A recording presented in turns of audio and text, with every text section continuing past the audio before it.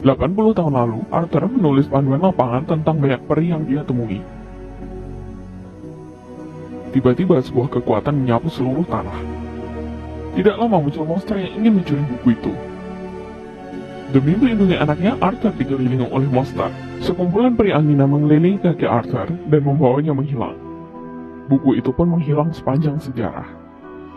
Setelah 80 tahun keturunan Arthur tinggal di rumahnya, Jared menemukan buku peri yang sudah lama menghilang.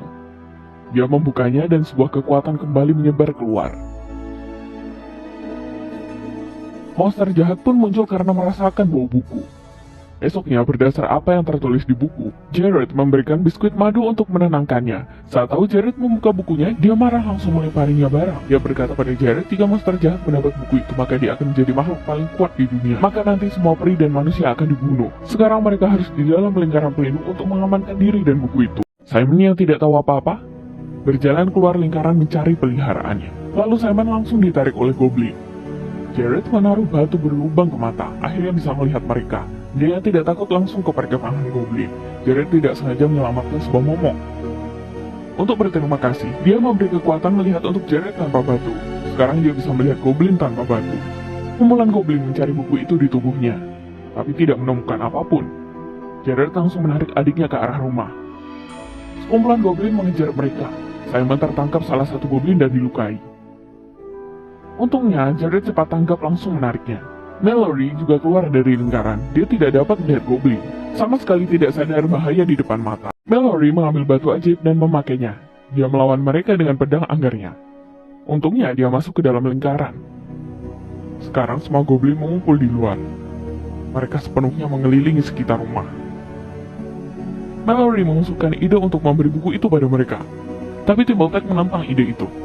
Karena jika buku itu didapat monster, maka dia akan menjadi makhluk paling kuat dan semua manusia dan peri akan dibunuh. Tiba-tiba, Simon memberi sebuah ide yang tidak bisa disebut ide. Jika buku itu dibakar, maka goblin akan pergi. Tapi mereka tidak mengira buku itu memiliki kekuatan. Buku itu tidak terbakar sampai api padam. Mereka kembali masuk ke rumah. Jared pun menyadari lukisan dinding. Mereka bisa mencari bantuan pada bibi buyut mereka. Bibi buyut mereka tinggal di sini selama 80 tahun. Pasti punya cara untuk mengatasi mereka. Untungnya Timbaltek tahu jalan rahasia keluar. Mereka membagi tugas. Simon berjalan keluar untuk mendapat perhatian mereka. Jared dan Mallory diam-diam keluar. Tapi mereka dilihat oleh salah satu goblin. Untungnya mereka berhasil masuk sebelum ditangkap. Goblin mengejar mereka dengan mencium bau tubuh. Mereka ketinggalan jejak dan meminta bantuan monster tikus. Menyerang mereka di dalam terowongan. Tiba-tiba Jared ditangkap, tapi dia mengambil pipa besi dan menusuk mata monster. Jared segera kabur, tapi tidak sengaja meninggalkan beberapa lembar buku. Akhirnya mereka berhasil naik, tapi monster itu tetap mengikutinya. Kemudian monster itu tertabrak mobil. Akhirnya mereka menemukan bibi buyut mereka. Mengetahui kedatangan mereka, bibi buyut berkata pada mereka salah satunya cara adalah menemukan kakek buyut mereka Arthur. Buku itu baru dapat dihancurkan. Tiba-tiba kedatangan goblin mencuri buku itu. Bibi buyut segera menyebar garam dan mereka mundur seketika.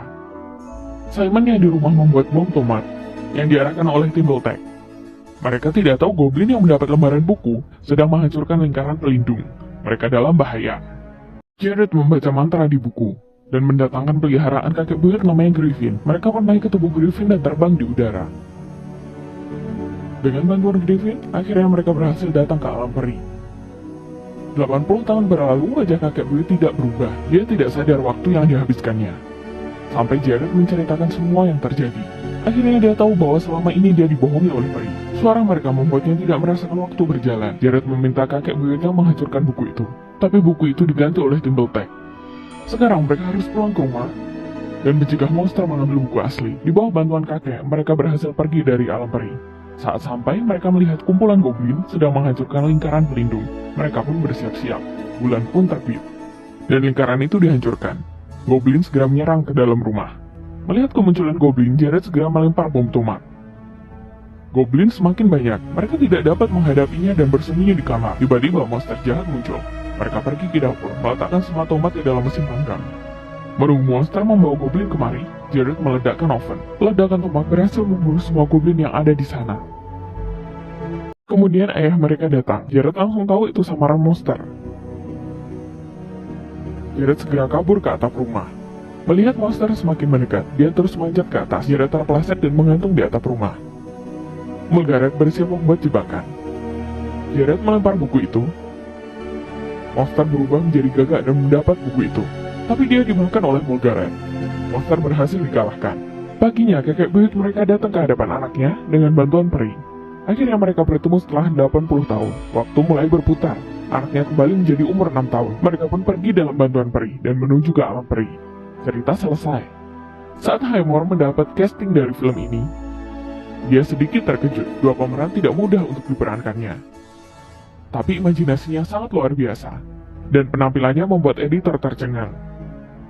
Bahkan Highmore terlalu menghayati perannya. Setiap pulang dia selalu mengingatkan dirinya, aku bukan Jared, juga bukan Simon. Aku Freddie Highmore.